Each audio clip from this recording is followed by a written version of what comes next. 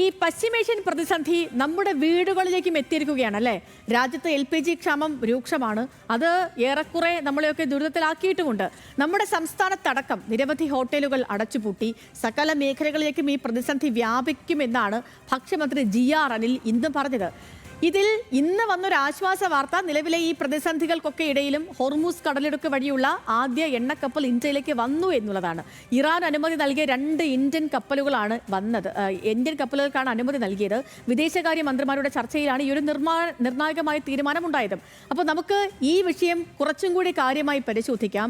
നമ്മുടെ രാജ്യത്ത് നിലവിൽ ഇന്ധനക്ഷാമം എന്ന് പറയുമ്പോൾ അത് ഇപ്പോൾ ഹർദീപ് സിംഗ് പുരി സഭയിൽ പറഞ്ഞതുപോലെ തന്നെ അത് ഒരു പെട്രോൾ ഡീസൽ ക്ഷാമമല്ല. ഇവിടെ നിലനിൽക്കുന്നത് ഗ്യാസിന്റെ ലഭ്യതക്കുറവാണ്. ഇന്ത്യയിൽ പാചകത്തിനും വ്യവസായത്തിനും വൈദ്യുതി ഉൽപ്പാദനത്തിനും ഒക്കെ ഏറ്റവും പ്രധാനപ്പെട്ട ഇന്ധനങ്ങളിൽ ഒന്നാണ് ഗ്യാസ്. പക്ഷേ നമുക്ക് സ്വന്തം ഗ്യാസ് ഉൽപ്പാദനം ആവശ്യത്തിനില്ല. അതുകൊണ്ട് വലിയ തോതിൽ ഗ്യാസ് ഇറക്കുമതി ചെയ്യേണ്ടി വരുന്നുണ്ട് നമ്മുടെ രാജ്യത്ത്. നമുക്ക് ആ കണക്കുകളാണ് ഇനി പരിശോധിക്കേണ്ടത്. ഇന്ന് ഇന്ത്യയിൽ ഗ്യാസ് ഉപയോഗം എത്രയാണ്? ആരൊക്കെയാണ് ഇന്ത്യക്ക് ഗ്യാസ് നൽകുന്നത്? വർഷത്തിൽ എത്രയാണ് ഇറക്കുമതി? ഒപ്പം നിലവിലെ പ്രതിസന്ധികൾ കൂടി നമുക്ക് പരിശോധിക്കാം. ഗ്യാസ് നയതന്ത്രം.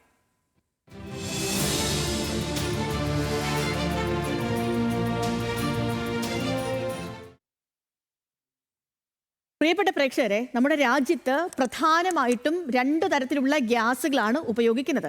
ഒന്ന് നമ്മൾ ഈ കാണുന്നത് പോലെ LPG ആണ്, ലിക്വിഫൈഡ് പെട്രോളിയം ഗ്യാസ് ആണ് പ്രധാനമായി ഉപയോഗിക്കുന്ന ഒന്ന്. ഇത് നമ്മുടെ വീടുകളിലൊക്കെ പാചകത്തിന് ഉപയോഗിക്കുന്നതാണ് ഈ LPG. ഇപ്പം നിലവിൽ നമ്മുടെ രാജ്യത്ത് ഏകദേശം 30 കോടി വീടുകൾക്ക് LPG കണക്ഷൻ ഉണ്ട്. ഇനി മറ്റൊന്ന് നാച്ചുറൽ ഗ്യാസ് ആണ്. ഇത് വ്യവസായം, വൈദ്യുതി ഉൽപ്പാദനം, അതേപോലെ ഫെർട്ടിലൈസർ നിർമ്മാണം തുടങ്ങിയ മേഖലകളിലൊക്കെയാണ് പ്രധാനമായിട്ടും നാച്ചുറൽ ഗ്യാസ് ഉപയോഗിക്കുന്നത്. എനർജി മിക്സിൽ നാച്ചുറൽ ഗ്യാസിന്റെ ഷെയർ ഏകദേശം 6 മുതൽ 7% വരെ മാത്രമാണ്. എന്നാൽ 2030 ഇതിനെ 15% ഉയർത്തുക എന്നുള്ളതാണ് കേന്ദ്ര സർക്കാരിന്റെ ലക്ഷ്യം. എന്താണ് ഇന്ത്യയിലെ ഗ്യാസ് ഉൽപ്പാദനത്തിന്റെ സ്റ്റാറ്റസ് എന്നാണ് ഇനിയിപ്പോൾ നമ്മൾ അടുത്തതായിട്ട് പരിശോധിക്കുന്നത്. ഇന്ത്യയിലെ ഗ്യാസ് ഉൽപ്പാദനത്തെക്കുറിച്ച് നമ്മൾ പരിശോധിച്ചാൽ പ്രധാനമായിട്ടും പ്രിയപ്പെട്ട പ്രേക്ഷകരെ, ഇന്ത്യയിൽ വളരെ ചുരുക്കം ഇടങ്ങളിൽ നാച്ചുറൽ ഗ്യാസിന്റെ ഉൽപ്പാദനം നടക്കുന്നുണ്ട്. പ്രധാനമായിട്ടുള്ള മേഖലകൾ നമ്മൾ പരിശോധിച്ചാൽ ഒന്ന് കൃഷ്ണ ഗോദാവരി ബാസിൻ ആണ്. ഇത് ഈ ആന്ധ്രാപ്രദേശിലെ കൃഷ്ണ ഗോദാവരി നദികൾ ബംഗാൾ ഉൾക്കടലിൽ ചേരുന്ന ഭാഗത്തുള്ള 50,000 ചതുരശ്ര കിലോമീറ്ററിലധികം വിസ്തൃതിയുള്ള ഒരു പ്രധാന പെട്രോളിയം പ്രകൃതിവാതക തടമാണ് കൃഷ്ണ ഗോദാവരി ബേസിൻ എന്ന് അറിയപ്പെടുന്നത്. ഇതിനെ KG ബേസിൻ എന്നാണ് പറയുന്നത്. രണ്ടാമത്തേത് മുംബൈ ഓഫ് ഷോർ ആണ്.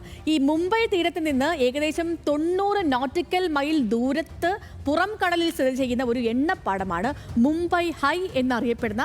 നമ്മൾ ഈ സാധാരണ പറയും മുംബൈ ഓഫ് ഷോർ എന്ന് പറയും, പക്ഷേ മുംബൈ ഹൈ എന്നാണ് അറിയപ്പെടുന്നത്. 2 ബ്ലോക്കുകളായിട്ട് ഈ എണ്ണപ്പാടത്തെ തിരിച്ചിട്ടുണ്ട്. മുംബൈ ഹൈ നോർത്തും സൗത്തുമുണ്ട്.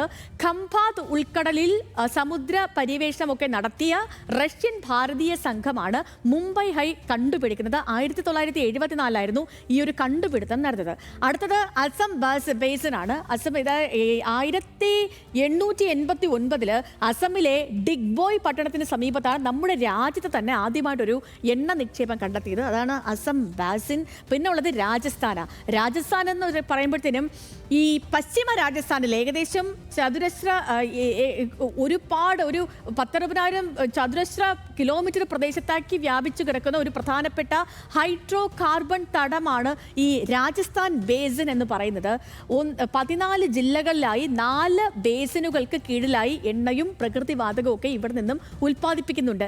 ഇന്ത്യയിൽ ഈ മേഖലയിൽ നിന്ന് ലഭിക്കുന്ന നാച്ചുറൽ ഗ്യാസ് ആവശ്യത്തിന്റെ ഏകദേശം പകുതിയോളം മാത്രമേ നിറവേറ്റുന്നുള്ളൂ. അതുകൊണ്ടാണ് ബാക്കി ആവശ്യങ്ങൾക്ക് വേണ്ടി നമുക്ക് ഇറക്കുമതി അനിവാര്യമായിട്ട് വരുന്നത്. ഇവിടെ 4 നിന്നും ഉൽപ്പാദിപ്പിക്കുന്ന നാച്ചുറൽ ഗ്യാസ് നമുക്ക് മതിയാകാതെ വരുന്നത് കൊണ്ടാണ് കൂടുതൽ നമ്മൾ മറ്റ് രാജ്യങ്ങളിൽ നിന്നും ഇറക്കുമതി ചെയ്യുന്നത്. അപ്പോൾ ഇവയൊക്കെ ഉണ്ടെങ്കിലും കൂടുതൽ ഗ്യാസ് ഇറക്കുമതിയാണ് നമ്മൾ ആശ്രയിക്കുന്നത്. ഇന്ത്യയുടെ ഗ്യാസ് ഇറക്കുമതി നമ്മൾ പരിശോധിച്ചാൽ പ്രിയപ്പെട്ട പ്രേക്ഷകരെ, ഇന്ത്യ നമ്മൾ പ്രധാനമായിട്ടും LNG ആണ് ഇറക്കുമതി ചെയ്യുന്നത്. അതായത് ലിക്വിഫൈഡ് നാച്ചുറൽ ഗ്യാസ് ആണ് ഇറക്കുമതി ചെയ്യുന്നത്. LNG എന്നത് നാച്ചുറൽ ഗ്യാസ് തണുപ്പിച്ച് ദ്രാവക രൂപത്തിലാണ് ഇത് കപ്പലുകളിൽ കൊണ്ടുവരാൻ എളുപ്പവുമാണ്. ഇനി മറ്റൊന്ന്, വർഷത്തിൽ ഇന്ത്യ ഇറക്കുമതി ചെയ്യുന്ന LNG അത് ഏകദേശം 22 മുതൽ 25 മില്യൺ ടൺ വരെ ഉള്ളതാണ് എന്നുള്ളതാണ് കണക്ക്. ഇത് ഇന്ത്യയുടെ നാച്ചുറൽ ആവശ്യത്തിന്റെ 45 മുതൽ 50% വരെയാണ് നിറവേറ്റുന്നത്.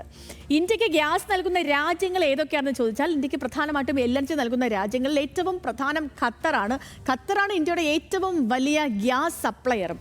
മറ്റ് ഈ അടുത്ത രാജ്യങ്ങൾ Australia, United States, Russia, UAE, Oman, ഈ രാജ്യങ്ങളിൽ നിന്നൊക്കെയും നമ്മൾ ഗ്യാസ് ഇറക്കുമതി ചെയ്യുന്നുണ്ട്. ഇവയിൽ ഖത്തറുമായിട്ടുള്ള ഒരു ഡീൽ, ഒരു ലോങ് ടേം ഡീൽ നമ്മളെ രാജ്യത്തെ സംബന്ധിച്ച് വളരെ പ്രധാനമാണ്. ഏതൊക്കെയാണ് നമ്മുടെ പ്രധാനപ്പെട്ട ഗ്യാസ് കരാറുകൾ എന്നാണ് ഇനി ഞാൻ പ്രേക്ഷകർക്ക് പറഞ്ഞു തരാൻ പോകുന്നത്. പ്രധാനപ്പെട്ട ഗ്യാസ് ഡീലുകൾ ഏതൊക്കെയാണെന്ന് ചോദിച്ചാൽ, അത് ഇന്ത്യയിലെ പ്രധാനപ്പെട്ട സർക്കാർ കമ്പനിയായ പെട്രോനെറ്റ് LNG ഖത്തറിലെ ഖത്തർ എനർജി എന്ന കമ്പനിയുമായി വലിയൊരു LNG കരാറിൽ ഒപ്പിട്ടിട്ടുണ്ട്. ഈ കരാറിന്റെ അടിസ്ഥാനത്തിൽ 20 വർഷത്തേക്ക് LNG വിതരണം നടത്തുമെന്നാണ്. വർഷത്തിൽ ഏകദേശം 7.5 ബില്യൺ ടൺ LNG ആണ് ഇതുവഴി ഉണ്ടാവുക. ഇത് ഇന്ത്യയുടെ എനർജി സെക്യൂരിറ്റിക്ക് വലിയ നിർണായകവുമാണ്. ഇന്ത്യയിലെ ഗ്യാസ് കമ്പനികൾ ഇന്ത്യയിലേക്ക് ഗ്യാസ് ഇറക്കുമതി ചെയ്യുകയും വിതരണം ചെയ്യുകയും ചെയ്യുന്ന പ്രധാനപ്പെട്ട കമ്പനികൾ നമ്മൾ പരിശോധിച്ചാൽ, അത് ONGC, ഗെയിൽ, അതേപോലെ Indian oil corporation, Petronet LNG, Reliance industries, ഇവരൊക്കെയാണ് ഇന്ത്യയിലെ പ്രധാനപ്പെട്ട ഗ്യാസ് കമ്പനികൾ. ഇവയാണ് നിലവിൽ നമ്മുടെ ഈ ഇൻഫ്രാസ്ട്രക്ചറൊക്കെ, ഗ്യാസിൻ്റെ ഒരു ഇൻഫ്രാസ്ട്രക്ചറൊക്കെ വികസിപ്പിച്ചിരിക്കുന്നതും ഇവയൊക്കെ തന്നെയാണ്. ഇനി നിലവിലെ രാജ്യത്തെ ഗ്യാസ് പ്രതിസന്ധിയിലേക്കാണ് നമ്മൾ വരുന്നത്. കാരണം ഇപ്പം രാജ്യം മുഴുവൻ ചർച്ച ചെയ്യുന്നത് ഇപ്പോൾ ഉണ്ടാകുന്ന ഗ്യാസ് പ്രതിസന്ധി എത്ര കാലം നീണ്ടു നിൽക്കും, എന്താണ് ഇപ്പോൾ നിലവിലെ സ്റ്റാറ്റസ് എന്ന കാര്യങ്ങളാണ്. ഇന്ത്യയിലെ ഗ്യാസ് പ്രതിസന്ധിയിൽ എന്താ സംഭവിക്കുന്നതെന്ന് ചോദിച്ചാൽ, ഇന്ത്യയിൽ നാച്ചുറൽ ഗ്യാസ് ഉപയോഗിക്കുന്നത് പ്രധാനമായിട്ടും വീടുകളിൽ കുക്കിംഗ് ഗ്യാസായിട്ട് നമ്മൾ ഉപയോഗിക്കുന്നുണ്ട്. അതേപോലെ വാഹനങ്ങളിൽ CNG ആയിട്ട് ഉപയോഗിക്കുന്നുണ്ട്. വളങ്ങളുടെ നിർമ്മാണം, ഫെർട്ടിലൈസറായിട്ട് ഉപയോഗിക്കുന്നുണ്ട്. അതേപോലെ വൈദ്യുതി ഉൽപ്പാദനം, വ്യവസായങ്ങൾ, ഇതിനൊക്കെയാണ് പ്രധാനമായിട്ട് നമ്മൾ ഉപയോഗിക്കുന്നത്. പശ്ചിമേഷ്യയിലെ സംഘർഷം മൂലം ഗ്യാസ് കപ്പലുകളുടെയൊക്കെ ഗതാഗതം നടക്കുന്ന പ്രധാനപ്പെട്ട മാർഗം അത് ഹോർമൂസ് കടലിടുക്കാണ്. ഈ ഹോർമൂസ് കടലിടുക്ക് അപകടത്തിലായി. ലോകത്തെ ഈ വലിയ LNG കപ്പലുകളൊക്കെ ഇതുവഴിയാണ് കടന്നു പോകുന്നത്. ഇവിടെ സുരക്ഷാ പ്രശ്നം ഉണ്ടാകുന്നത് ഇന്ത്യ ഉൾപ്പെടെയുള്ള രാജ്യങ്ങൾക്ക് ഗ്യാസ് വിതരണത്തെ ബാധിച്ചു. ഇന്ത്യയിൽ ഉണ്ടാക്കിയ സ്വാധീനം എത്രയാണെന്ന് ചോദിച്ചാൽ, അത് ഏറ്റവും പ്രധാനം കൊമേഴ്ഷ്യൽ LPG വിതരണത്തിലുണ്ടായ കുറവാണ്.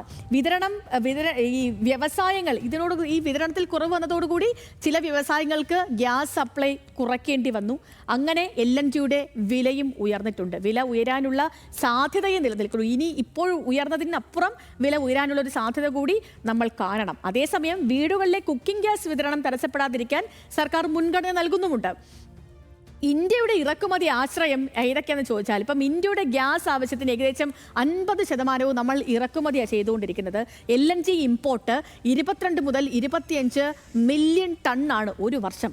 നമ്മൾ 22 മുതൽ 25 വരെ മില്യൺ ടണ്ണാണ് LNG ഇറക്കുമതി ചെയ്തുകൊണ്ടിരിക്കുന്നത്. ഇന്ത്യയിലെ നാച്ചുറൽ ഗ്യാസിൻ്റെ ഉപയോഗ മേഖലകൾ കൂടി നമ്മൾ പരിശോധിച്ചാൽ നമുക്ക് ഈ പൈ ചാർട്ട് കണ്ടാൽ മനസ്സിലാകും എങ്ങനെയാണ് രാജ്യത്തെ LNGയുടെ ഉപയോഗമെന്ന്. ഈ ഫെർട്ടിലൈസർ ഇൻഡസ്ട്രി 30% വളം ഫെർട്ടിലൈസർ സെക്ടറിന് വേണ്ടിയിട്ട് ഉപയോഗിച്ചുകൊണ്ടിരിക്കുക. അതായത് ഈ ഏറെക്കുറെ പകുതിയിലധികം ഈ മേഖലയിലേക്ക് വേണ്ട ഫെർട്ടിലൈസർക്ക് വേണ്ടിയിട്ടാണ്. മറ്റൊന്ന്, ഇനി സിറ്റി ഗ്യാസ് നോക്കുകയാണെങ്കിൽ അത് 20%. സിറ്റി ഗ്യാസ് PNGയും CNGയും ഒക്കെ ചേർന്നതിനെയാണ് നമ്മൾ ഈ സിറ്റി ഗ്യാസ് എന്ന് പറഞ്ഞ് ഒറ്റ സെക്ടറിൽ ഉൾപ്പെടുത്തുക. അത് 20% വരുന്നത്. അതേപോലെ പവർ ജനറേഷൻ, വൈദ്യുതി ഉൽപ്പാദനം, അതിനൊക്കെ വേണ്ടി 15% ഗ്യാസ് നമ്മൾ ഉപയോഗിക്കുന്നുണ്ട്. ഏറ്റവും കൂടുതൽ നമ്മൾ ഈ പൈ ചാർട്ട് കണ്ടാൽ മനസ്സിലാവുന്നത് റിഫൈനറീസ് ആൻഡ് ഇൻഡസ്ട്രിക്ക് വേണ്ടിയിട്ട് 35% ഉപയോഗിക്കുന്നു എന്നുള്ളത്. ഇതാണ് നമ്മുടെ ഒരു ഈ ഗ്യാസിൻ്റെ കൺസംപ്ഷൻ സെക്ടേഴ്സ് നമ്മൾ പരിശോധിച്ചാൽ മനസ്സിലാകുന്ന രീതി. ഗ്യാസിൻ്റെ ഉപയോഗം ഈ രീതിയിലാണ് രാജ്യത്ത്. ഇപ്പോഴത്തെ ഒരു കറണ്ട് സ്റ്റാറ്റസ് അനുസരിച്ച് വാണിജ്യ LPG പ്രതിസന്ധികൾക്കിടയിൽ ഹോർമൂസ് കടലിടുക്ക് വഴിയുള്ള ആദ്യ എണ്ണക്കപ്പൽ ഇന്ത്യയിൽ വന്നിട്ടുണ്ട്. ഹോർമൂസ് കടലിടുക്ക് വഴി സഞ്ചരിക്കാൻ ഇറാൻ അനുമതി നൽകിയത് 2 ഇന്ത്യൻ കപ്പലുകൾക്കാണ്. വിദേശകാര്യ മന്ത്രിമാരുടെ ചർച്ചയിലാണ് ഇങ്ങനെ ഒരു നിർണായക തീരുമാനവും ഉണ്ടായത്. ഈ പ്രതിസന്ധികൾ വളരെ അടുത്തു തന്നെ അവസാനിക്കുമെന്ന് നമുക്ക് പ്രതീക്ഷിക്കാം.